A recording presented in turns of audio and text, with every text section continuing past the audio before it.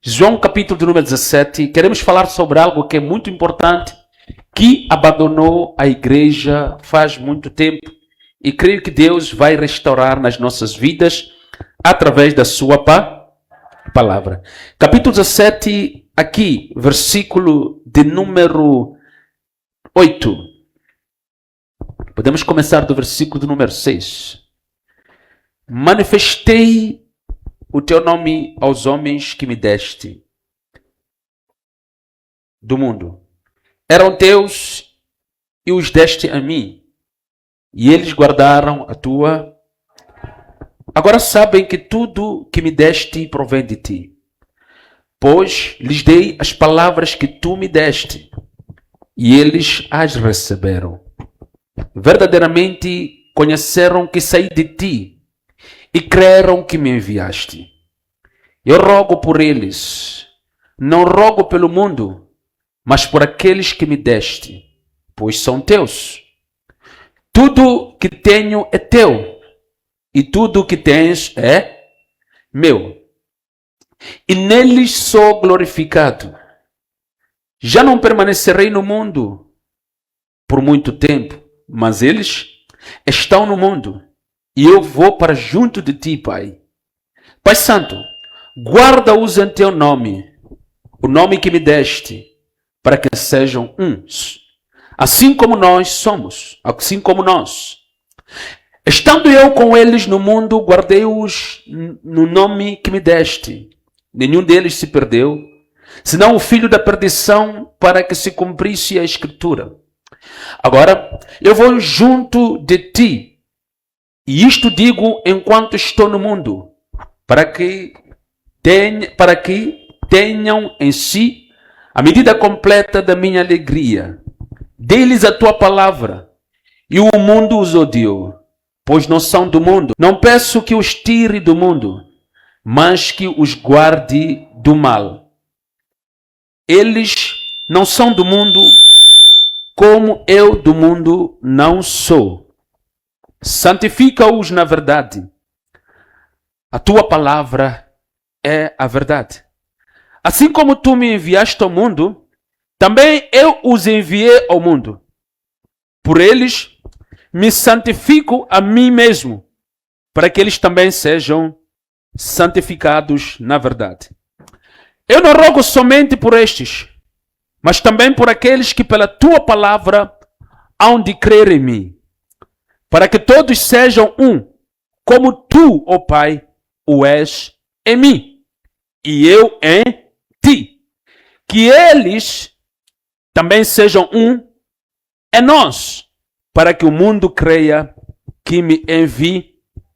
Fecha seus olhos. Damos-te graças, Pai. Louvamos o teu nome e engrandecemos a ti. Obrigado por esta oportunidade que o Senhor nos dá nesta tarde, nesta manhã, de podermos ouvir a tua palavra e aprender de ti, que és humilde e manso de coração. Firma-nos, Senhor Deus, neste conhecimento, para que não mais vivamos segundo os prazeres da carne, não mais segundo a nossa própria vontade, mas vivamos em função da tua palavra. Confiamos em ti, Senhor, e esperamos em ti. Glorifica o teu nome na nossa vida, e o seu nome seja louvado por todos. Em nome de Jesus. Todo aquele que crê, diga amém. E graças a Deus. Aleluia. Graças a Deus. Podemos ler só o versículo do número 22 antes? Eu lhes dei a glória que me deste. Para que o quê? Para que sejam um. Como nós somos um. Queridos, o tema que nós temos nesta manhã é a unidade e união da igreja. Aleluia. A unidade e a união da igreja. Diga, unidade. Está fraco, está muito fraco. Unidade. União da igreja. Aleluia. Meus irmãos, é muito importante percebermos isto. No capítulo 17, esta oração que Jesus faz, ele a faz em Getsemane. Nós temos nos outros evangelistas relatos da última oração de Jesus em que ele diz: Pai, passa de mim este cálice, mas não seja feita a minha vontade, mas somente a tua. Entretanto, o evangelista João, ele vai além no que diz respeito ao que Jesus orou ali. Capítulo 17 é conhecido como a oração sacerdotal, que é a oração em que Jesus faz reconhecendo o momento em que ele se encontra, que é o momento de dor, o momento no qual ele vai passar desta vida para a outra vida, se posso dizer, momento de morte. Claro, Jesus é alguém que tinha a eternidade em si, mas como humano ele iria entregar a sua vida para que nós tenhamos vida. Alguém está na igreja? Então, queridos, é por isso que no primeiro versículo Jesus diz: olha, Pai, é chegada a hora, glorifica-me. Ou seja, Jesus sabia que estava próximo o dia da sua morte, ou seja, que estava próximo o momento em que ele seria crucificado pelos nossos pecados. Alguém está na igreja? Então, enquanto Jesus vai enfrentar a morte, ele não esquece de orar por nós.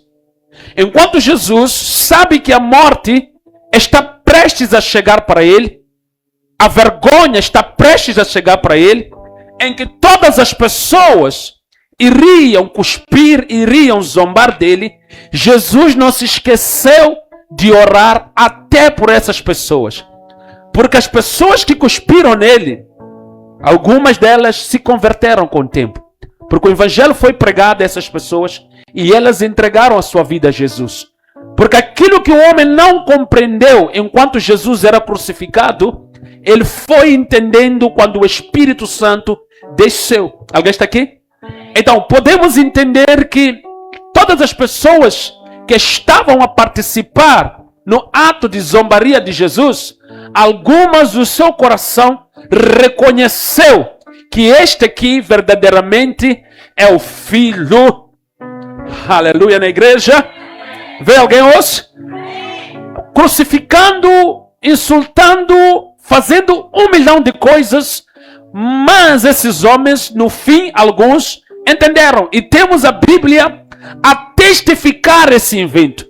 Que um dos centuriões, quando Jesus estava ali, depois de ter colocado a lança no peito de Jesus, houve aquele reboliço todo, a glória de Deus manifestou-se, estremeceu o chão, o véu se rasgou. Aquele homem olhou e disse o quê? Disse o que aquele homem? O que disse aquele homem? O que disse o homem? Verdadeiramente quem? Aleluia, igreja. Não conhecem essa passagem? Disse o que o homem? Não disse isso. Disse o quê?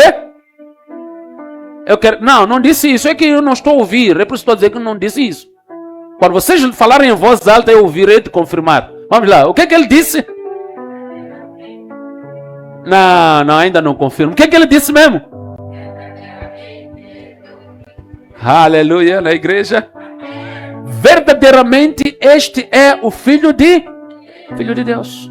Este é o Filho de Deus. Então significa que a morte de Jesus abre espaço para que mesmo aqueles que o odiavam pudessem crer nele. Então Jesus há de passar por esta morte, há de passar por este momento difícil, mas ele não deixa de orar por nós. É por isso que aqui onde nós lemos, há uma passagem onde ele diz: não rogo apenas por estes. Estes quais? Os que estavam com ele ali. Estamos a falar dos seus discípulos. Os 12 discípulos que andavam com ele, todos os... Então ele diz que eu não oro só por estes, mas oro por Amon, oro por Vicente, oro pela Sandra, oro pela Célia, oro pela Joana, oro pelo Ernesto. É o que ele diz. Em poucas palavras, ele diz: oro também por aqueles que virão a crer. Então, nós cremos ou não cremos? Cremos ou não cremos? E se nós cremos, então estamos dentro desta hora. Se você hoje, depois de 2000 anos em que Jesus foi crucificado, você crê em Jesus, então Jesus orou por ti nesta oração. Está claro, meus irmãos? Alguém está a entender o que estamos a dizer aqui? Há coisas que quando são ditas, pelo impacto que elas estão, tem que me deixar alegre. Eu fico alegre em saber disso. Aleluia! Por que? Diga comigo, por quê, pastor? De 8 bilhões de habitantes que a terra tem, eu sou um dos que Jesus orou por ele aqui. Isto não era para essa igreja. É que nós pensamos que no mundo só existimos nós. Então, não há alegria quando é dito isso, porque parece algo exclusivo, algo... mas não muda nada. Muda! Muda quando você for à Índia e perceber que 99% da população indiana adora ídolos. Muda quando você entra no centro da África e em vários lugares e você encontra que lá a feitiçaria é oficial. Todo mundo pode, até uma criança pode ser bruxa.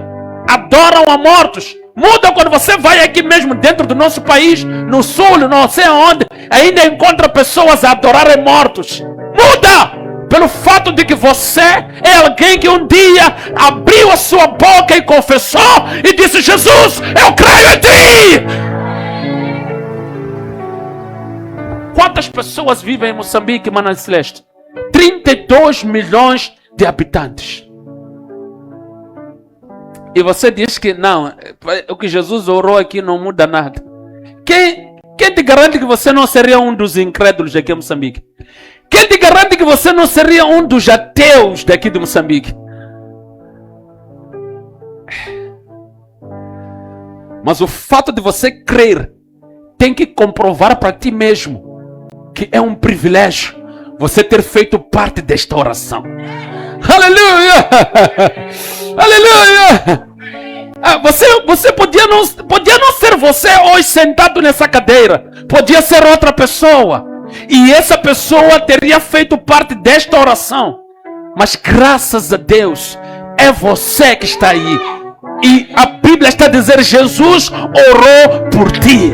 Aqueles que vierem a crer, também oram por eles.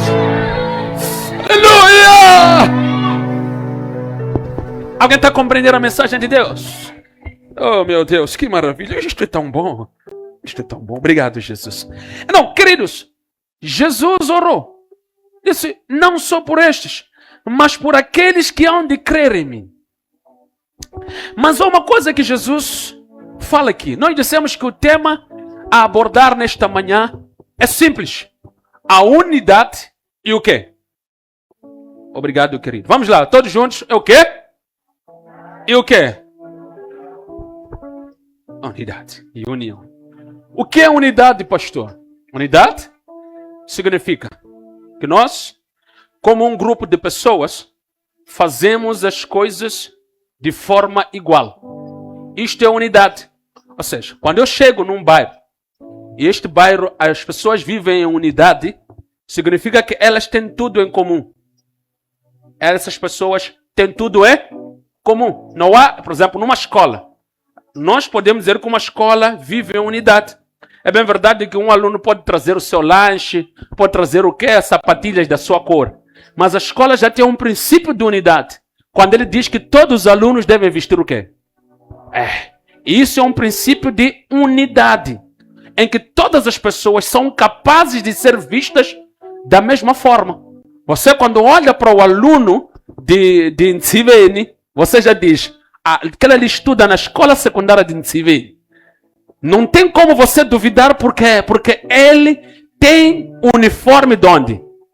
Então, isto mostra que em Ntsiveni eles são uma unidade. Alguém está aqui? Estão ali em Ntsiveni? Aleluia na igreja. É quase o meu bairro. Tem que falar também um pouco do meu bairro. Aleluia aqui. E não. Quando você observa esse aluno, você sabe que este aluno é um aluno da escola secundária de Ntsiveni. Agora, a união, pastor, porque a unidade já vimos, significa é algo que está junto e com características semi-unidade. União tem a ver com a questão da ideia.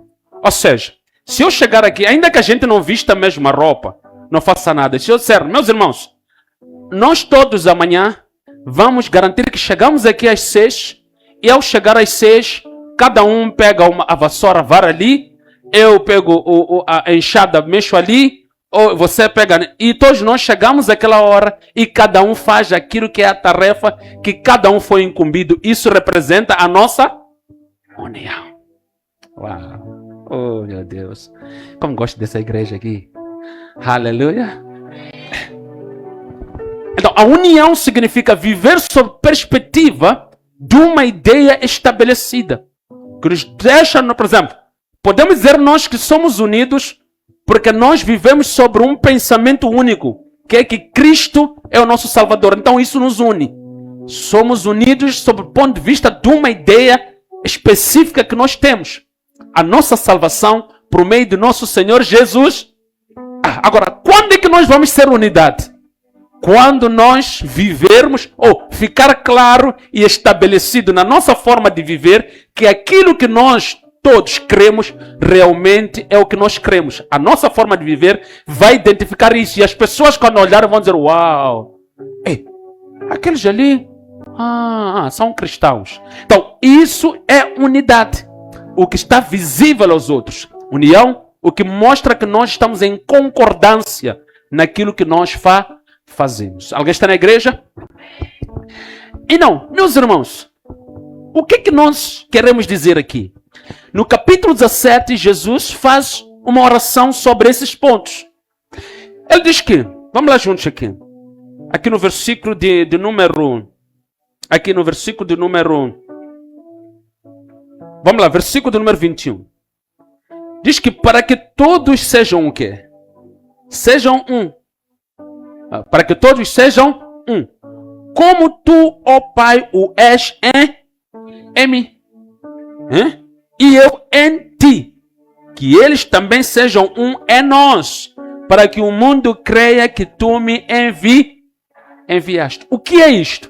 Jesus coloca duas coisas aqui.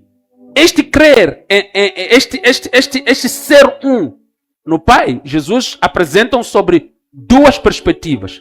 Na união e na unidade. Na união, ele apresenta o pensamento que nós temos que ter como cristãos, que é baseado na palavra de Deus. O que é que a palavra de Deus fala sobre a união? A palavra de Deus, quando fala sobre a união, fala do amor. Ele diz que vocês precisam de amar um ao... A união nas escrituras significa nós pensamos do mesmo jeito. Nós olhamos para as escrituras e entendemos que as escrituras nos empurram para um entendimento específico sobre o que Deus quer para a nossa vida. Amém ou amém?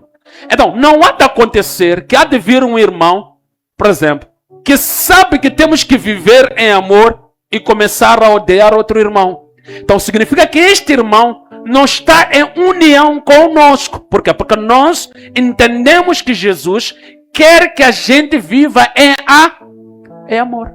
Amém ou amém? Quando não há união entre os irmãos, então começa a surgir uma coisa que se chama desunião. Como é que a Bíblia representa a união e como é que ela representa a desunião? A união acontece quando irmãos fazem isto que está aqui em Atos dos Apóstolos. Venha lá aqui comigo aqui. Vamos lá juntos aqui. Atos dos Apóstolos, capítulo número 2. 4. 2, 4. 4 e 2. O Ernesto já nem quer me responder. Mas ok, vamos lá. Atos dos Apóstolos, capítulo de número... Aqui. Capítulo de número 2. Versículo de número... versículo de número... Vamos começar aqui.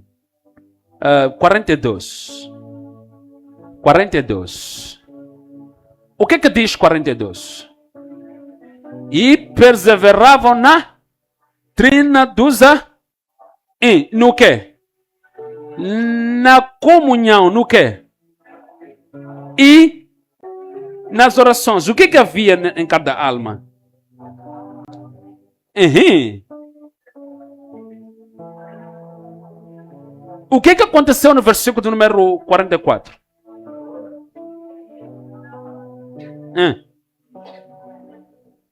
Versículo do número 45 diz o quê?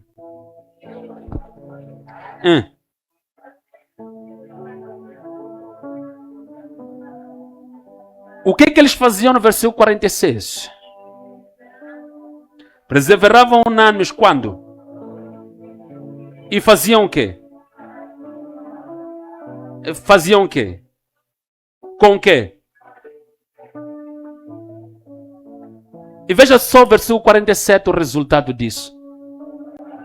E na graça do povo. Então, percebam que a união é que gera a É muito importante isso, porque nós dissemos que, por exemplo, se o diretor chega e diz: aqui na escola todo mundo põe uniforme preto e branco. Todos nós ouvimos o diretor, entendemos o que o diretor quer, não é isso? Mas a irmã Sandra vem de azul e amarelo.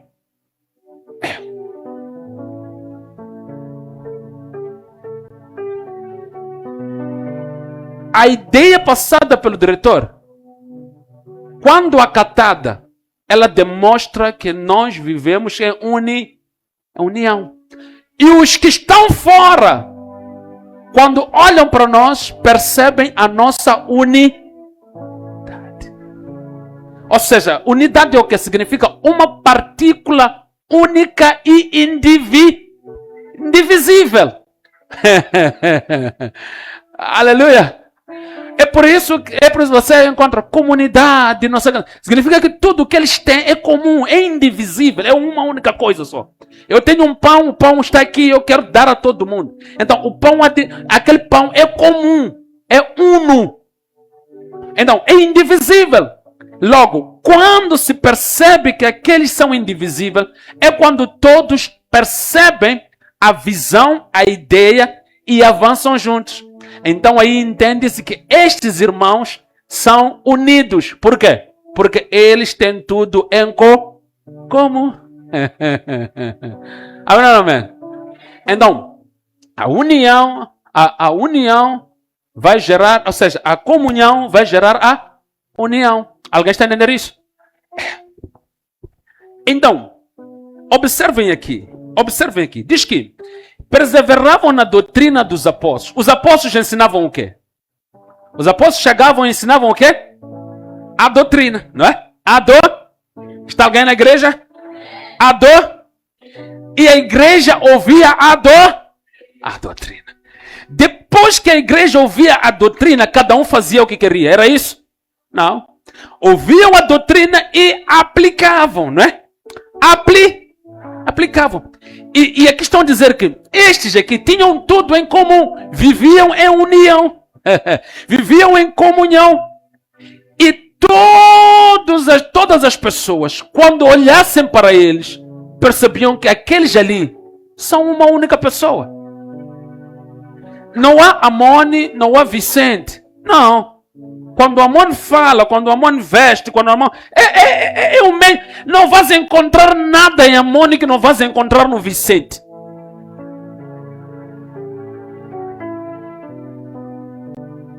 Está aqui? Então, o que acontece? Primeiro, nós matamos isso, porque quando nós vamos à igreja, nos tornamos aquilo que em inglês chama-se selfish. O que é selfish, pastor? Egoístas. Eu vou à igreja. E por vezes, eu chego na igreja, sento ao lado do irmão ao lado, termino o culto. Eu nem sei como é que se chama aquele irmão. Não tenho ideia.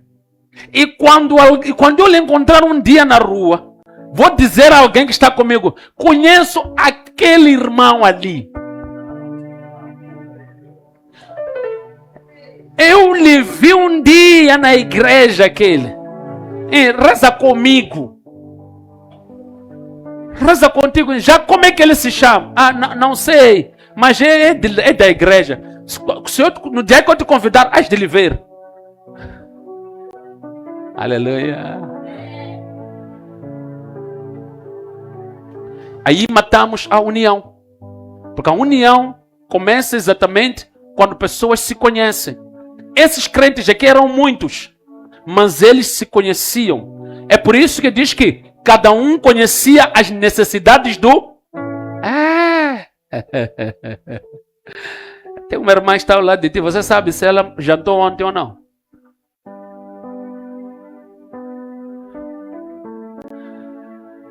Você sabe o que o teu irmão ao lado passa? Quais são as dores que ele carrega? O que nós colocamos em primeiro lugar, meus irmãos, são os nossos defeitos lá mundanos que nós trazemos para a igreja. É por isso que nós não nos falamos. Porque, por exemplo, se eu não tiver jantado e pensar em ir ter com a irmã Sandra, a primeira coisa, eu próprio que não jantei, é de pensar o seguinte: a irmã Sandra, se eu chegar a dizer que não jantei ontem, há de me rir. Quer dizer, eu sou crente salvo, mas já tenho preconceitos sobre o comportamento de outros. Então significa que eu é que tenho esse problema. E o que eu faço? Faço os outros vestir os meus óculos.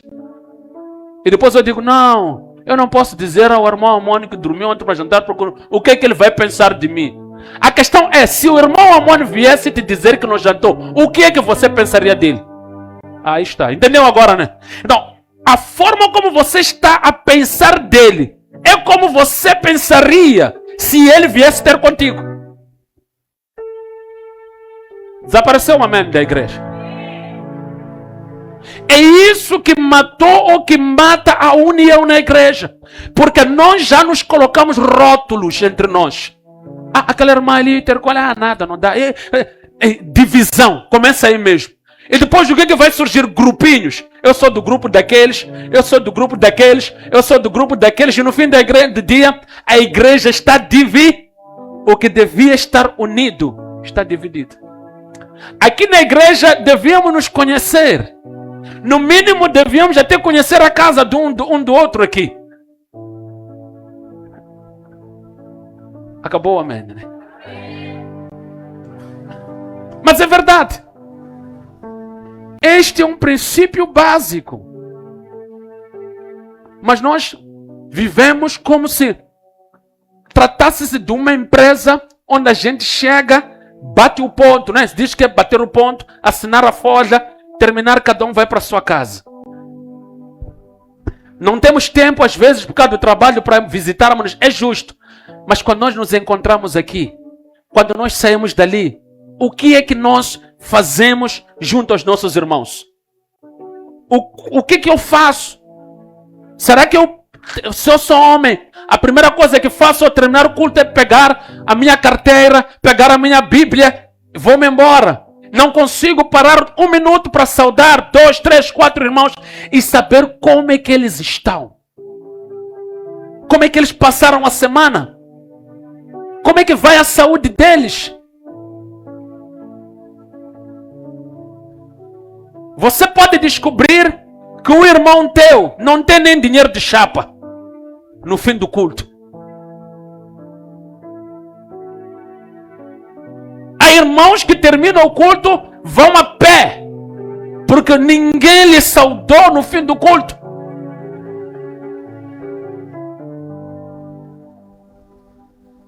Desapareceu o amém, né? Da mesma forma, há irmãos que vão a pé por culpa deles mesmos. Porque não consegue aproximar para um irmão e dizer: irmão, eu vim, graças a Deus, mas agora não tenho como voltar. Ainda é graças a Deus, mas graças a Deus que você está aqui. Peço para me ajudar. Aleluia. Porque isso chama-se simbiose, para aqueles que entendem português melhor do que eu. Que é quando duas pessoas entendem que a sua relação é de igual forma. E Jesus, quando diz que eu sou um em ti e tu também és um em, está a dizer ao Pai. Ou seja, ele está a dizer que eu posso sair daqui para vir ter contigo e tu também podes. Ele não disse, eu sou um só contigo. Não. E ele ainda quando fala de nós, diz que eles sejam um para com o outro. Um só.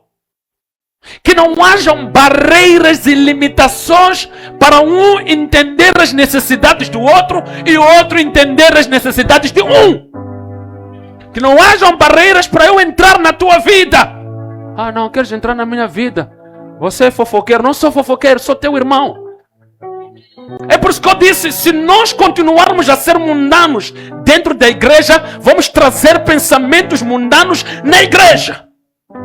Esses aqui acabavam de se converter. Viram irmãos com fome, foram vender suas propriedades e ajudaram seus irmãos. Aqueles irmãos receberam e não se sentiram a ser fofocados, porque entenderam que tinham necessidade e amanhã eles também, quando tiveram, ajudaram aqueles que lhes ajudaram. E assim seguiu a vida. Aleluia na igreja. Está alguém aqui? Você sabe por que o cristianismo é a religião com mais pobres? É a religião mais verdadeira, mas com mais pobres. Não é porque o cristianismo não prega o evangelho da prosperidade, porque pregar o evangelho da prosperidade não enriquece ninguém. Eu posso pregar aqui o evangelho da prosperidade e você continuar pobre. Há muita gente que está a perder casas lá, mas a acreditar no evangelho da prosperidade, não é isso? Você não tem vizinhos da IURD que pregam o evangelho da prosperidade que perderão casa. Não conhece pessoas que estão a viver na rua hoje, entregaram casas na Igreja Universal por causa do evangelho da prosperidade. Então, esse evangelho da prosperidade não enriquece, empobrece. Então, não há necessidade de eu pregar riqueza para você ser rico. Mas os cristãos, ou a religião cristã, é a que mais carrega a pobreza, exatamente porque os cristãos não são unidos. Acabou o amém aqui. Os muçulmanos já até têm banco, onde quando você vai, pede dinheiro, não paga em juros. Sabia disso? Entre eles. Os muçulmanos, chega aqui um irmão, alhamdulillah, abre uma coisa aqui. Você começa a trabalhar com ele, ele guarda teu dinheiro, não é isso aí? Depois já abre uma mercearia, não é bom? Funani!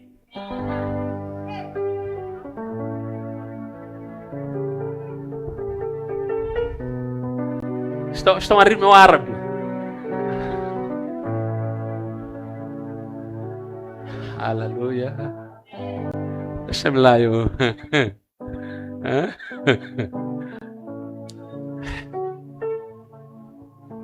Nós, primeira coisa que nós colocamos na frente é que aquele irmão veio de novo. Ou outros dizem, aquele irmão há de pensar que eu vim de novo. E nós vivemos dentro de uma zona escura em que os nossos preconceitos sobre os outros nos impedem dos outros nos abençoarem. Por quê? Porque nós não queremos deixar o velho homem morrer em nós. E achamos que o velho homem também ainda está nos outros. E os outros também pensam que não podem nos ajudar, porque eles também, quer dizer...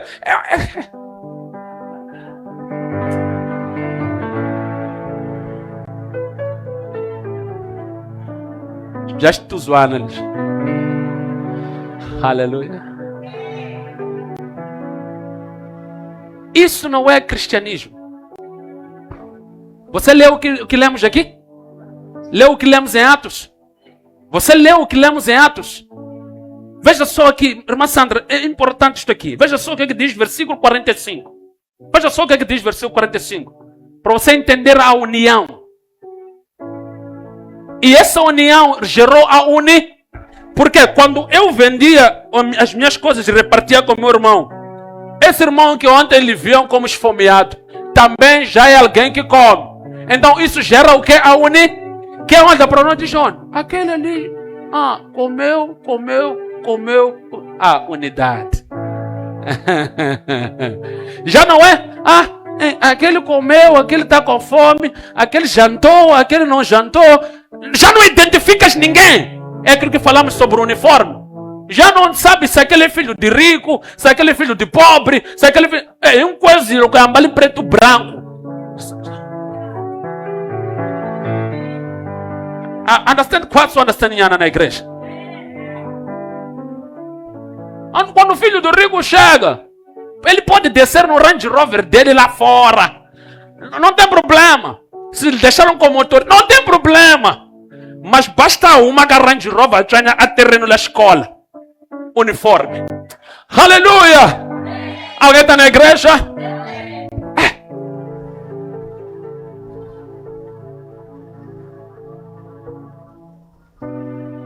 Está alguém na igreja? Então, observe aqui. Diz o que aí, Mana Sandra? Vamos lá. Vamos lá, Mana Sandra. Diz o que? Faziam o quê? Vendiam suas propriedades. E vendiam, depois ficavam com dinheiro para eles continuarem a ser mais ricos dos outros. É isso? Não, nós agora é isso. Quanto mais eu for rico, que a irmã Sandra, mais eu vou me sentir bem. Porque eu quero provar para ela que eu sou o tal magnata. Então, todos os irmãos na igreja, assim, são pobres. Eu é que sou o tal. Não. Isso não é cristianismo. Cristianismo é o quela não vai lá. Once you grow up, you go with others. Quando você sobe tem que alavancar. Diz o que aí? Vendiam as suas propriedades e faziam o quê? Repartiam com todos. Conforme o quê? Ela tinha necessidade. Tá aqui. Não é muito, né? Mas pelo menos essa necessidade que tens vai ajudar. Tá aí. E aí? Tem necessidade? Tá aí. Irmãos, eu já cheguei ao meu nível. Irmão, tens algum para ajudar aquela irmã que ainda tem necessidade? Sim, tenho algum aqui. E irmão aí, não, eu só fico com um pouquinho, mas se eu pudesse ajudar, mas tudo bem. Vamos tentar ver se juntamos um pouco que eu tenho, um pouco que ele tem, que sobrou, pelo menos vai dar para ajudarmos aquela ali, fecharmos e no fim ninguém mais tem necessidade.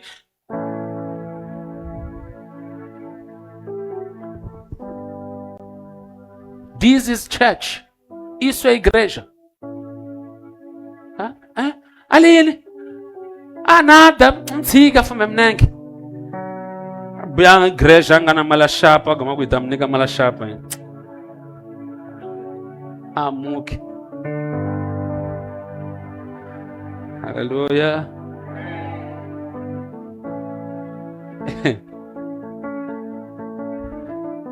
Chega tempo de louvor. Agora vamos chamar a irmã Celeste para cantar o louvor. Aleluia. O irmão que disse Tsika muka malashapa bantinzim remamanda na mama. Ayani lwe yanga ku. Tengo mtsika irmão lwani para poder muga de qualquer maneira mananga mdoshoka para ban malashapa. Abuela aí nangana chapa. Mas como vai embelela calcimo? É na bacaene. Isso é o que nos sobrou do cristianismo.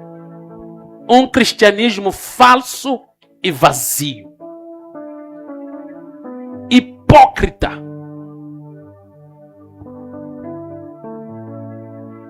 Se eu não tenho coragem para te pedir, e você sendo meu irmão, eu tenho problema.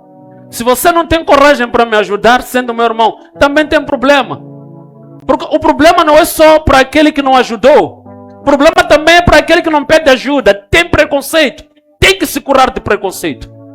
E começar a entender que no cristianismo nós nascemos de novo. Essas práticas mundanas já não existem. Somos novos nascidos. O mundano é que diz: vou te dar com condições. Vou te dar não sei o que quer. Eu não vou te dar mesmo tendo. Mas o cristão não. Pastor, você está mentindo. Existem cristãos. Não são. Não são cristãos. Sabe onde é que foram chamados os irmãos de cristão?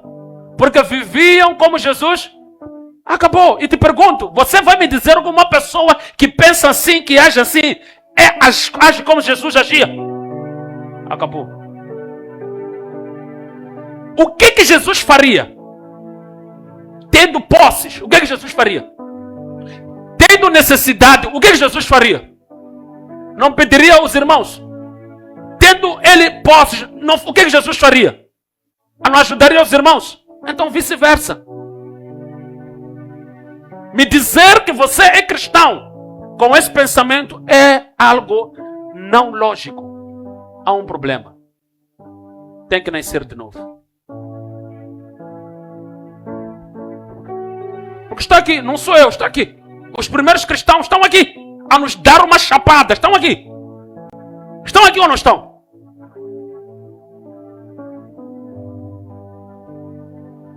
Desapareceu o amém, não é? Meus irmãos, só os que não conhecem Jesus é que pensam assim. É que pensam que são diferentes. Jesus diz que, Pai, que eles sejam... Não, ele disse que sejam diferentes. Que cada um viva a sua vida. E que se o outro vier ter com o outro, que se sinta incomodado com o outro. Quando eu casei com minha esposa, eu aprendi nas escrituras que eu e ela somos quantos? Somos dois? Somos o quê? Imagina eu dizer que ela me incomoda. Faz sentido? Porque a união e a unidade é exatamente isso. Quando nós nos unimos ideologicamente, como família, isso mostra a nossa união. Mas a nossa unidade parte do pressuposto em que nós somos indivisíveis na nossa postura e na nossa forma de ser e de agir. Então, imagina só. Eu dizer, não, você casou comigo, você me incomoda. Faz sentido? É o que Jesus está a dizer aqui. Está a dizer que eles sejam quantos? Que eles sejam? Como é que uma pessoa que é um só incomoda o outro? Um só. É o que a igreja tem que ser. Como? Não, está fraco. Eu acho que não é de vir mais para essa igreja. Como é que é? Um só. Temos que ser quantos? Eu sei que o ser humano sozinho se sente incomodado quando está doente, etc. Não é? Mas ninguém se incomoda de si mesmo. Aleluia. Alguém já desejou, é claro. Mas o único que deseja se eliminar porque está incomodado é porque esse não é crente. Nós, como crentes, nunca nos incomodamos de nós mesmos. Por quê? Porque quando nós nascemos de novo, entendemos que o suicídio, o não sei o que, já não é nada. Quando nós passamos dificuldade, sabemos que há quem nos ajuda, não é isso? Então, continuamos alegres mesmo assim, não é isso, meus irmãos? Então, não faz parte de nós o suicídio, porque eu já não me aguento mais, eu estou cansado de mim mesmo. Não é cristão isso aí, verdade ou não? Um cristão nunca está cansado dele mesmo. Um cristão quer viver. Quando ele sabe que eu falhei contra Deus, ele pede perdão a Deus e volta a viver em comunhão com Deus e com ele. Esse é o cristão. Agora, quando um cristão diz, casal elimine. Não, temos que voltar a batizar, converter, sentar, ensinar doutrina. Como é que você, sendo alguém que estava morto em seus pecados, Cristo morreu por si e você está cansado de si? Olha a lógica nisso. Aleluia. Está alguém na igreja? Então, não é possível. Então, logo, se nós, como estamos assim, irmã Ginoca, como todos nós estamos aqui, Jesus diz que somos um só. Então significa que não há razão para eu me cansar de ti, nem a irmã se cansar de mim, nem eu me cansar do irmão Amon, nem o irmão Amon se cansar de ti, de mim, da irmã, do irmão. Ninguém aqui tem que se cansar de ninguém. Porque a partir do momento em que nós nos cansamos um do outro, significa que nós deixamos de ser quantos? Nossa. Significa que na tua mente você já colocou que existe irmã celeste. Mas para lá, não é para eu pensar assim. Não é para pensar assim. É para você olhar para a irmã celeste como olha para quem? Para si mesmo. Quando você vê ela, você vê a quem? Aleluia. Quando você vê ela, vê a quem? A si mesmo. Aleluia. Não sou eu. Senão vão pensar que o pastor está trazendo ensino errado. Não sou eu. Quem que disse isso? Quem que disse isso? Quem disse? Será que esse nome não pode ser dito com uma voz mais alta? Quem que disse? Obrigado. Jesus é quem disse que eles sejam um, assim como nós também somos um. não haja entre eles diferença de quem é quem, de quem não é o quê. Amém ou não amém? É muito importante isto aqui. Lembro uma vez, nós éramos líderes lá em Mumema. Terminou o culto, havia um hábito às vezes de lá da sede nos chamarem. Venham para cá. E depois começaram a marcar reuniões constantes todos os domingos. Os obreiros calaram ali, os outros pastores. Eu disse, com licença, pastor. Ele disse sim, ele disse, olha, nós somos pastores. Eu disse sim. Apacentamos ovelhas. Então ele disse, sim, vocês apacentam ovelhas. Eu disse, olha, é suposto nós sairmos do culto, terminarmos o culto, termos um tempo com as ovelhas, onde as ovelhas aproximam o pastor para falarem da sua vida. E o pastor também aproxima as ovelhas para saber como é que elas estão. E esse momento é domingo, porque a maior parte de nós trabalhamos. Então, não faz sentido. Meio de semana a gente quando vai à igreja é aquela coisa de ir cumprir a agenda, louvar a Deus, etc, etc, tudo mais, estar com os irmãos, mas há muita correria porque dia seguinte temos que estar no patronato, não é isso? Não importa se é por conta própria ou o quê, mas alguém tem que ir acordar cedo para fazer alguma coisa. Verdade ou não? Então, o pastor disse, só sei que todos os domingos vocês têm que estar aqui. Eu disse, tudo bem. Observe, é uma lei que é contrária aos princípios bíblicos. Porque em circunstâncias normais, um pastor foi chamado para servir não ao seu pastor. Ele não é minha ovelha. Ele é a ovelha do pastor dele também. Há ovelhas que eu tenho que servi-las. Então, eu tenho que cumprir a minha missão. Meu papel é obedecer o que está escrito, certo? Então, um certo dia, atrasei. Mas fui. Chegaste tarde, porque... Eu disse, ok. Havia uma irmã que estava com a sua filha. A filha dessa irmã tinha tendências a se tornar homem, né? E a mãe descobriu. Quando a mãe descobre, ela decide se suicidar. A mãe impede o suicídio e traz ela para a igreja. Oramos ali, depois do culto, a mãe falou tudo aquilo, a menina confessou, se converteu, entregou-se ao Senhor e tudo mais. Então, quando eu conto isso ao pastor, ele diz para mim, não era melhor você ter deixado, porque se ela se matasse, nós iríamos enterrar. Talvez alguns irmãos do Mumema estejam a me julgar até hoje porque que eu saí. Eu sou pastor. E o meu papel é cuidar das ovelhas. Colocar ligaduras nas feridas. Colocar bálsamo. Sarar, ajudar a sarar as feridas. Não é meu papel abandonar as ovelhas quando elas estão na boca do lobo. Devias ter deixado. Íamos enterrar e tomar chá. Por que eu estou a trazer isto? É para você entender onde é que nós chegamos como igreja na questão da união. Não há. Como é que eu vou pensar assim de um irmão que ele mora? Que ela mora? Que ele não sei o quê? Faz sentido na mente de alguém isso? Você saber que eu estou doente e dizer que ele mora. Mas você, meu irmão em Cristo, bate? Então, o que eu estou a dizer é isso que nós nos tornamos como igreja. É onde nós chegamos. Aí. Você pode dizer, pastor, eu nunca disse que ele mora, mas você já disse. Quando você não quis saber como é que está o teu irmão, quando o teu irmão ficou doente, você viu a cadeira vazia, você nunca lhe ligou, nunca quis saber como é que ele está, você lhe vê na igreja, não sabe quem ele é. Você disse, a vida dele é vida. And I have my life. E eu tenho a minha vida. O egoísmo entrou na igreja, meus irmãos, isso é um facto. E nós temos que melhorar isto aqui. Temos que mudar isto aqui. Jesus disse que eles sejam um só. Que eles sejam quantos? Um só.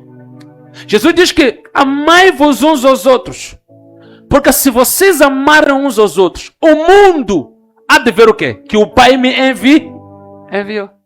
Para nós pregar, para nós, a forma de dizer que Jesus foi enviado por Deus é pegar uma Bíblia, andar na rua e distribuir panfletos.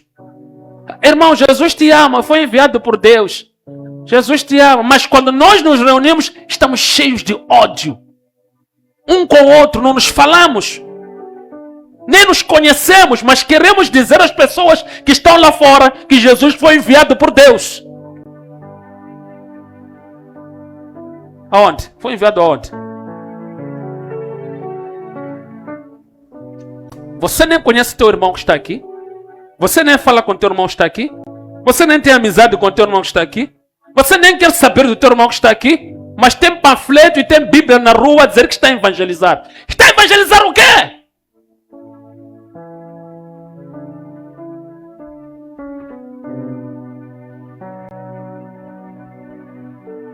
Acabou a menos agora. Está a evangelizar para quem? Para ele também vir aqui e não falares com ele.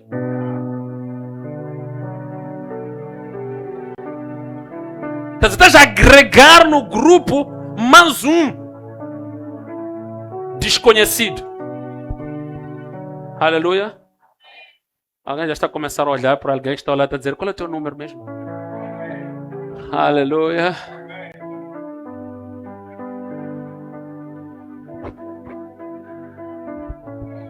Alguém veio à igreja hoje? Qual é mesmo? Irmão, até eu tenho uns sapatos que te ficam. Qual é o teu número de sapato mesmo? É o caso. Não se preocupe. Próximo domingo trago umas sapatilhas boas para ti.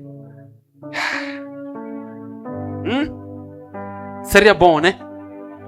Se nós fôssemos uma igreja que chegássemos a esse nível. Neste primeiro trimestre iremos construir casa da irmã Sandra. No outro trimestre iremos construir casa da irmã Isa. No outro trimestre construímos. Pode ambar plano talvez há um ano. E aquela na Tiinga. Insultaram-me uma vez, eu passei muito mal, pá. Passei mal. Tinha um programa na sede. Vou todos a contar a minha história. Para vocês entenderem que um dos grandes combates da própria igreja é a própria união. E a igreja pensa que união é bem, lá. Isso não é nada, isso. Isso aí. Irmão, cuidado com a hipocrisia. Eu odeio pessoas hipócritas. Percebes? Não tenho ódio pela pessoa. Odeio a hipocrisia. Está na pessoa. Odeio a hipocrisia. Eu prefiro que a pessoa me mostre quem ela é, não que finja que ela é. Porque depois vamos começar a trabalhar aquilo que a pessoa é, para ela melhorar. Alguém está entender? Observe aqui. Havia um programa na sede. Era de obreiros, todos. Vamos para lá. Lá era para chegarmos a ouvir uma palestra, depois no fim nos servirem carne, com arroz, com batata, nos takeaways. Eu já sei como é que funciona o programa. Ligaram-me, eram por volta das 3, com um irmão que era obreiro, lá conosco em Momemo, a dizer: olha, temos uma irmã aqui que por causa da ventania, era mais ou menos nesse período de agosto, caiu a casa dela.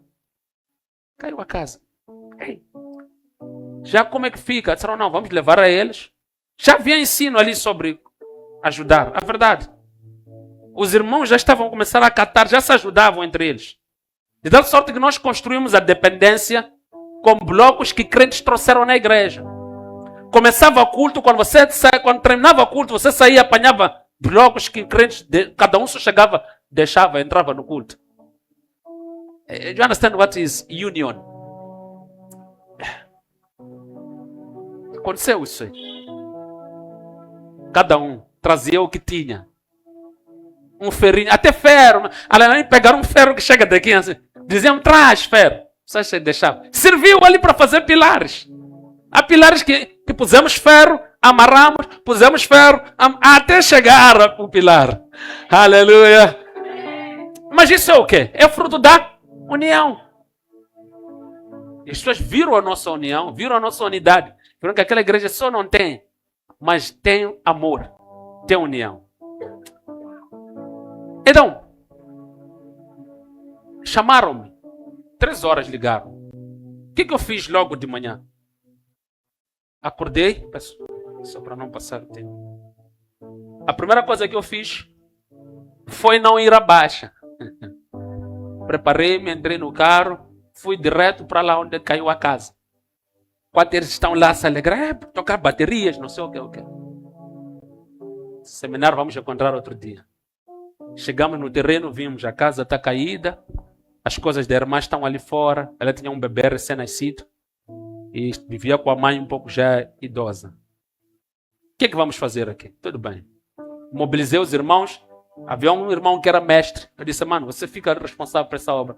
Não temos nada para te pagar, mas vamos trabalhar. Não, vamos trabalhar. Não. Vamos trabalhar normal. Aleluia. Então, trabalhou-se, meu irmão. Começamos ali, onde tinha o dinheiro para comprar um saco de cimento, outro não sei o quê. Começamos a trabalhar, construímos aquela dependência. Mas foi esforço de um irmão que é mestre e outros irmãos que nem são mestres, mas foram para lá para ir ajudar. E outros irmãos que nem tinham tempo para ajudar, nem para nada, mas tiravam um pouco que tinham para comprar o material. E construímos. Até hoje estamos a falar, está lá. Isso a igreja faz quando há união. Mas quando a minha vida não vale nada para si, ou a tua não vale nada para mim, não vai nos interessar saber o que é que você passa, ou o que eu passo. A nossa mentalidade tem que mudar. Nós temos que nos olhar como um só. Amém ou não amém? Alguém está na igreja? Temos que nos olhar como um só. Alguém está aqui? Então, quando eu voltei, quando me ligaram naquele dia, eu disse, olha, eu estou aqui mesmo. Tratar assunto de uma casa, de uma irmã que caiu. Ah, você é desobediente! Já entendi. Não entendi.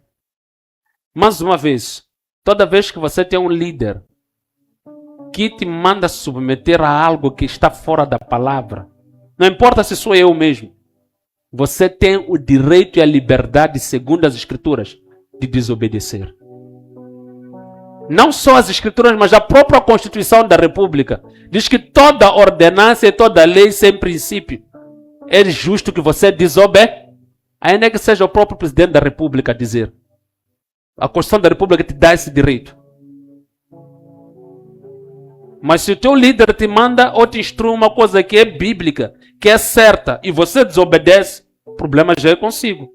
Porque você não está a desobedecer ao homem, mas está a desobedecer a Deus que instruiu aquele princípio ali. Estou entendendo o que estou a dizer? Mas como aquilo que estão a dizer não faz parte. O princípio da Bíblia diz que eu, como pastor, tenho que cuidar das ovelhas. E que naquele momento era uma ovelha que estava ao relento com esse vento de agosto. Então, disse que eu não devia ter ido para lá. Devia ter ido para Baixa. Ir ouvir banda, dançar, comer carne e voltar para casa. E a ovelha a sofrer de frio. Foi essa recomendação no fim que me deram.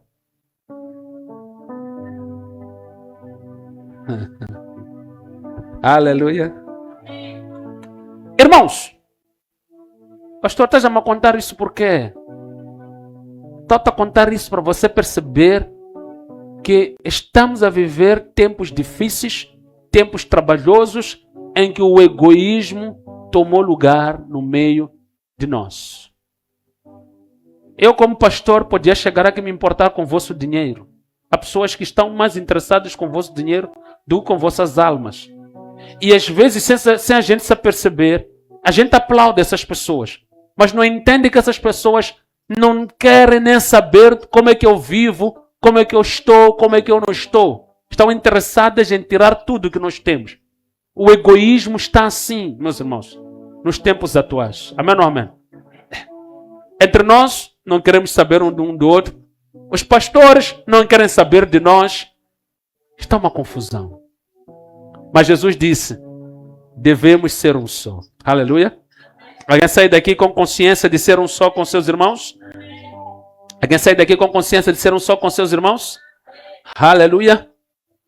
Graças a Deus. Então, veja só o versículo do número 46 aí em Atos. Diz, perseverando, unânimes. Quando? Todos os dias. Aonde? No templo. Uma das outras provas de uma igreja não ser unida é esta. Esta é uma das provas. É assim. Quando um grupo, por exemplo, aqui somos uma igreja, verdade ou não? Amém ou não amém, irmãos? E todos nós temos programas. Na quarta-feira temos um culto. Esse temos um culto, eles têm ou temos?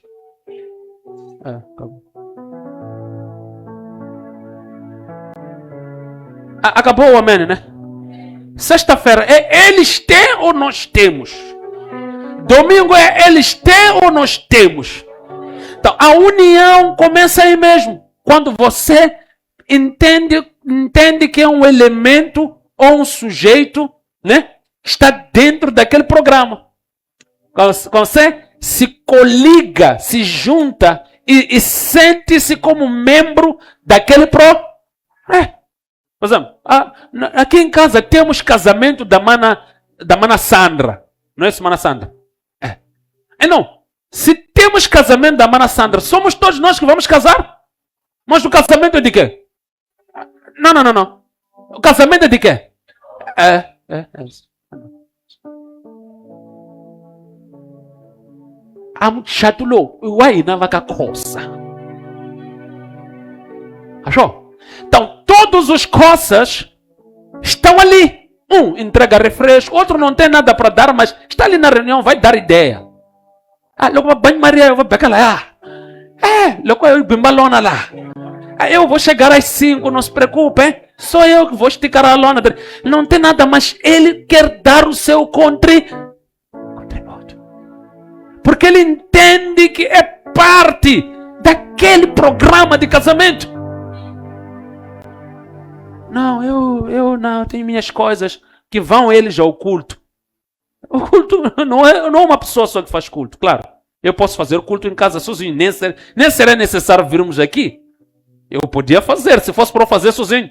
Era só em casa, não paga a energia já tenho, que eu pago geral, não há água, aquela, não há nada. Só acordar meus filhos, pegar minha esposa ali na sala.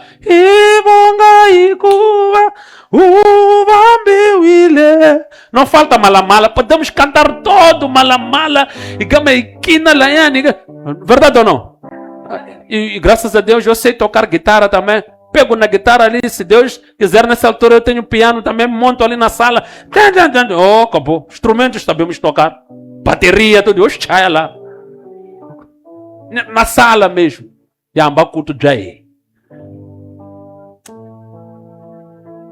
Se for para fazer o culto sozinho, eu só me dizer, pastor, faça sozinho, aí o culto não é nosso ao Senhor, é teu. Aí, tu não tem problema. Anbui.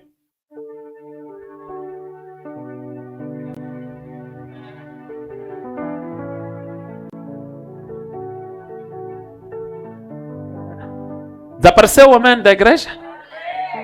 Quando o culto é do pastor, não tem problema, é só me informar. Eu vou arranjar-me em casa. Mas ali na sala ou no quintal mesmo. Há muito espaço, pela graça de Deus. É um 15x30, mas tem espaço. Aleluia. Estamos juntos, queridos? Então, temos que mudar essa mentalidade.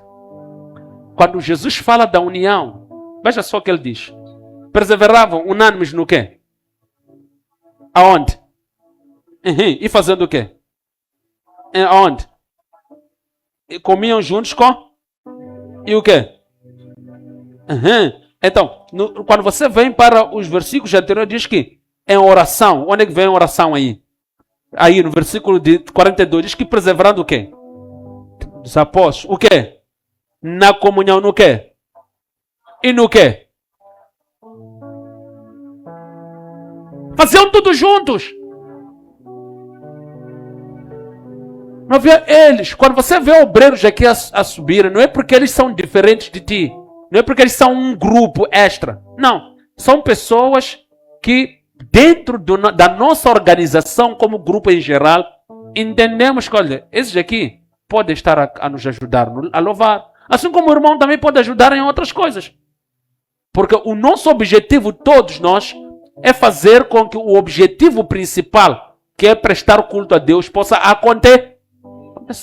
E é nosso objetivo, não é o objetivo do pastor, é nosso. É nosso. Não pode ser de uma pessoa. Ninguém tem que ser o que suporta tudo, carrega tudo. Quer dizer, todo culto é você sozinho que tem que estar. Todo culto você é que tem que tocar. Você tem que dançar. Você que tem que cantar. Você que tem que pregar. Você que... Quer dizer, isso já é união. É união? União é quando todos nós entendemos que temos um papel para que aquilo que nós todos, como família, temos que fazer, possa acontecer.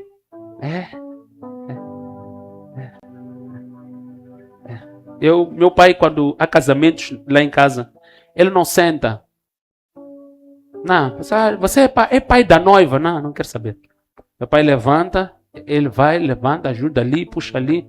Porque ele entende que o papel dele dentro dali, mas o papel da outra pessoa, mas o papel conjugados vão trazer melhorias ou vão fazer com que o casamento saia da forma perfeita. Eu não digo, são eles que têm que fazer. Eu não digo que aquele pai que senta está errado. Também está a cumprir o papel dele sentado, né? Para todo mundo dizer que é o pai da noiva. Mas todos cumprem. Só que para mim o problema é a pessoa nem estar ali para sentar. Tá vendo, né? Vir ao culto e sentar e ouvir a palavra é uma participação. Muda tudo, porque quem vê e quem entra para visitar ou para ver, entende que nós somos uma igreja unida. Quando você não vê um culto, chega alguém nos visitar, senta, vê cadeiras vazias assim. A primeira pergunta que faz, essa igreja são assim? Nem vem. Ou essa igreja não tem membros? E a pessoa depois vem outro dia, vê membros. Depois diz, não são unidos. Isso.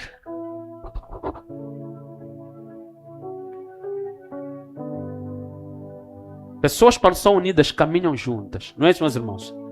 Vocês já viram, é matilha, né? Ninguém sai dali. E eles pisam o mesmo sítio onde pisou o outro e seguem uma fila. Ninguém sai daquela fila ali. Sabem, né? Aquilo é união. Quando atacam um, atacaram quantos? Todos. Um só para ser atacado. Não, eu estou em casa. O que aconteceu na igreja? Atacaram o pastor. Aleluia. Porque ele que vem, ele pensava o quê? Nós hoje é quarta-feira, é dia de ficarmos em casa. Estamos em casa nós. Deve fazer o quê? Com esse frio aqui. Mas pastor também. Não devia nos dar folga, esse frio, esse vento aqui. Ficar culto. Aleluia.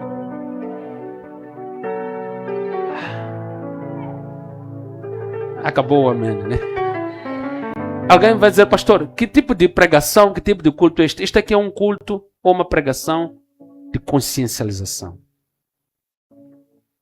Onde nós precisamos de refletir, fazer uma reflexão introspectiva.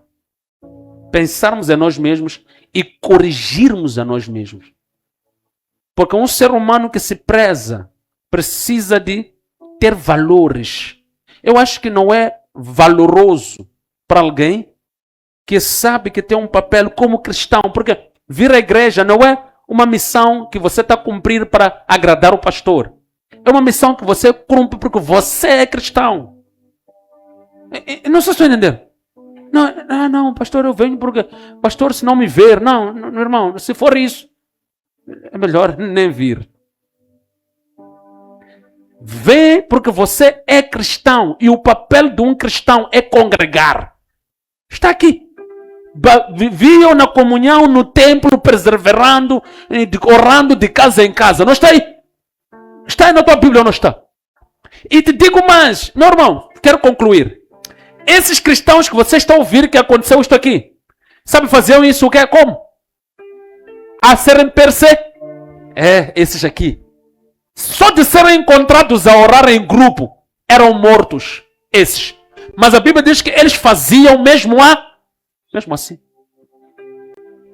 Só por sentir um friozinho. Hoje não. Marazinha, gava uma cambachizama lá antes. Papai, mamãe, tá soprar lá. Hoje não vou. Deus tenha misericórdia de mim. Aleluia. Acabou já. Um dia eu partilhei um testemunho aqui. E um dia, meus irmãos, eu não espero isso acontecer. Eu venho aos cultos e às vezes tenho que pregar sobre um nível de exaustão, não sei se diz isso, muito alto. Porque eu já chego com uma pressão, com muita coisa, e você tem que pregar. Alguém pode pensar que pregar é só chegar a abrir Bíblia, ler Jones versículo 14, aleluia, versículo... Não. Você faz um exercício aqui, de coligar, juntar versículo aqui, juntar ali, explicar às pessoas, trazer o entendimento. Não, pastor, você ensaia isso aí primeiro. Claro, a gente tem, mas será que tudo aquilo que eu medito lá, trago literalmente como meditei aqui? Não, há coisas que eu falei aqui hoje, que nem foram as que eu meditei. Não sei se eu ainda não estou a dizer. Porque o momento, às vezes, exige você a fazer um esforço adicional. Estão a entender, meus irmãos? Então, para dizer que, às vezes a gente vem aqui, eu não sou um pastor que não trabalha. Há pessoas que dizem que deixam de trabalhar porque têm que cumprir ministério. Eu não concordo. Eu acho que o trabalho também é um ministério, né? Porque dá testemunho para as pessoas de que você, como homem, está a fazer alguma coisa para se alimentar, não é? Então isso é ministério. Ministério é tudo aquilo que leva as pessoas a uma consciência de justiça, de verdade, de integridade, não é isso? Então, se eu trabalho, é um ministério. Por quê? Porque todo aquele que me vê um homem que acorda, vai atrás do pão para se alimentar e alimentar a sua fome. Cumprir ministério ou não cumprir? Ministério. E cuido também do meu ministério em casa. Que é minha esposa e meus filhos, dando a eles o pão. Depois venho para aqui para cuidar de vocês, como ministério que Deus também me confiou aqui na igreja. Depois, dentro do ministério do trabalho, são 2, né? Ok, família, trabalho e igreja. 3. E como eu sou uma pessoa que gosta ainda de querer estudar, ainda de voltar para outro quarto ministério dos estudos. Por quê, meus irmãos? Porque é assim como tem que ser. Então, quando a gente chega aqui, já cansado, às vezes temos que sorrir. O irmão não vê que o pastor está cansado, está partido, vê o pastor a pular, quase a arrebentar essas chapas. Diz, uau! Esse saiu de casa, tomou um café, veio aqui com muita energia. Ali, minha irmã, se não fosse o Espírito Santo, você ia me encontrar no chão, no tapete. A pessoa que depois, às vezes, tem que me fazer passos quentes. Quando chego em casa, está ali sentada para dar testemunho. Mas quando nós chegamos aqui, temos que cumprir aquilo que nos foi exigido. Prestar culto a Deus. Prestar culto a Deus. Irmão, já estou cansado, não vou ao culto hoje. Passa daqui, Jim. Chegou em casa, é longe, sim, em casa, mas ainda é hora de ir para o culto. Vai ao culto. Irmão, já é longe, já é tarde, é longe, não sei o que. Panha a chapa, vem. Chega aqui a faltar 45 minutos, 30 minutos. Você veio ao culto ao Senhor. Não podemos manter essa mentalidade de que estou cansado, eu não posso louvar a Deus. Aleluia. Nós temos que ser um só. Alguém quer orar hoje? Temos que fazer isso. Conhecermos um ao outro. Conhecermos as necessidades um do outro. Ajudarmos um ao outro nas suas necessidades. sermos irmãos de verdade. Alguém quer isso para a sua vida? Alguém quer viver dessa forma? Não adianta a gente pregar para virem mais pessoas. Veja só o que é que diz aqui. Aliás, estávamos para orar, mas há uma coisa que eu quero partilhar consigo aqui. Veja o versículo 47, vais gostar. Louvando a Deus. E o quê? E caindo na graça de quê? E o que acontecia? Quem acrescentava as pessoas na igreja? Então quem acrescenta? O Senhor. O Senhor não vai acrescentar para chegar aqui alguém sentar em mulangudo.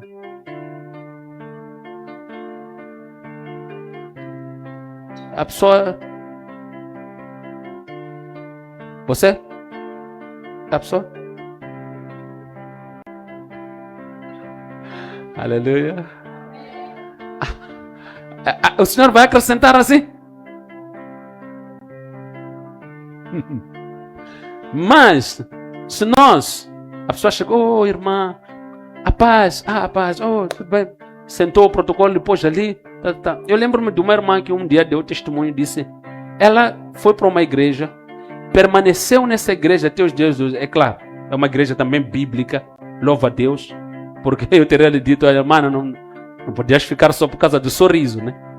Mas ela diz que a forma como o protocolo me recebeu quando eu entrei, pareciam pessoas que já me conheciam. Ei, como está, mano? Me ajudaram. No fim do culto, aproximaram. Ali, já tinha um grupo de 4 pessoas a me rodear. Ei, como está, irmã? Tudo bem? Gostamos de ti.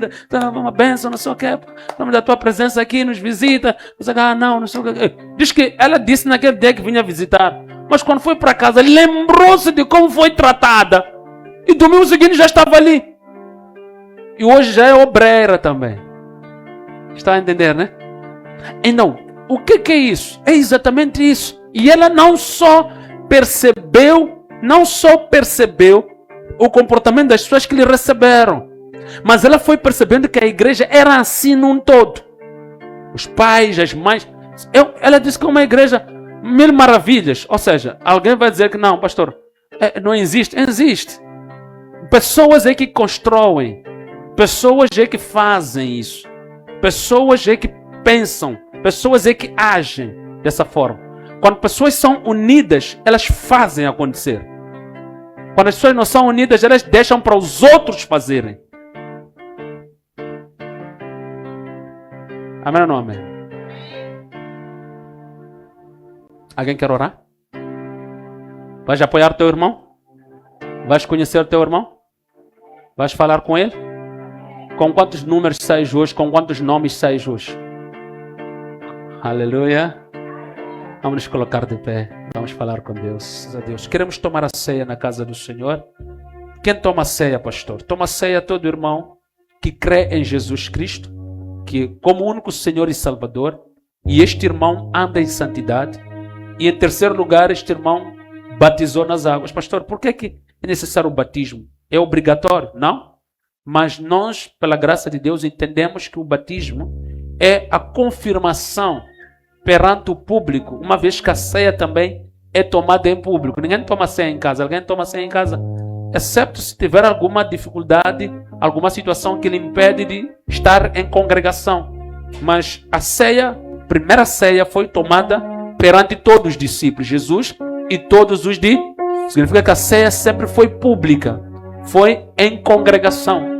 Então, o batismo é também uma forma de nós, como congregação, como irmãos, dizer: ei, afinal você é crente.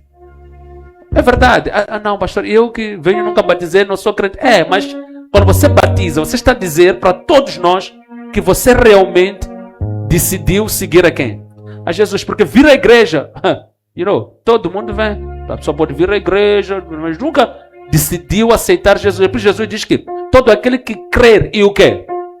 For batizado. Então, o batismo evidencia perante os homens aquilo que você crê no seu coração. Porque o crer é contigo.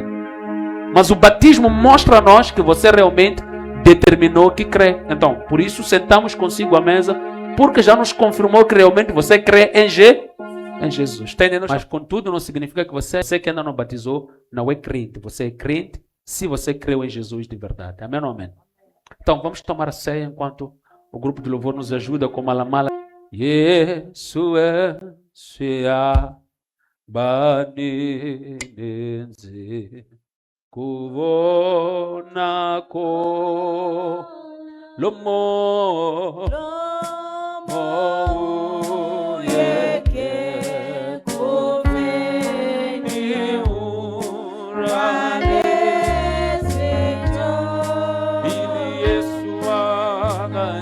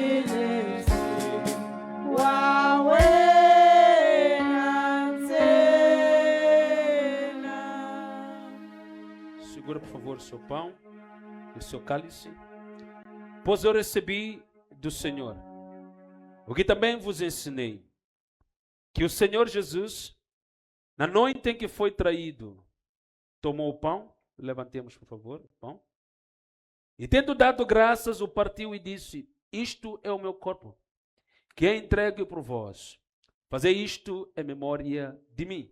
Comamos o pão.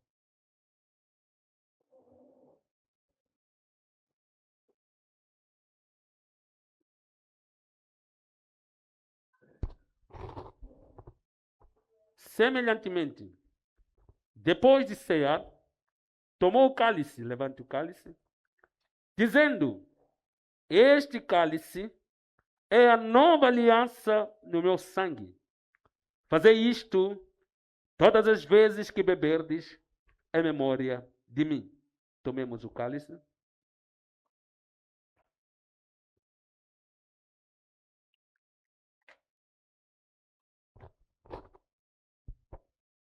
Pois, todas as vezes que comeres este pão e beberes este cálice, anunciais a morte do Senhor até que ele venha. Fecha seus olhos, curva sua cabeça. Damos-te graças, Senhor. Louvamos o teu nome. Agradecemos pela morte de Jesus. Deste-nos, Senhor Deus, descanso em teu pesar e deste-nos vida em tua morte. Obrigado por nos amar tanto assim. Hoje temos esperança da vida eterna por causa de ti, Jesus. Se não fosse o Senhor, nós seríamos dignos da condenação eterna. Mas hoje temos esperança de um dia entrar na cidade celestial pelas portas e habitar com o Senhor eternamente. Agradecemos pela salvação, pela libertação, pela restauração, por tudo que o Senhor fez por nós e tem feito todos os dias. Obrigado, Pai, em nome de Jesus. Amém. Graças a Deus.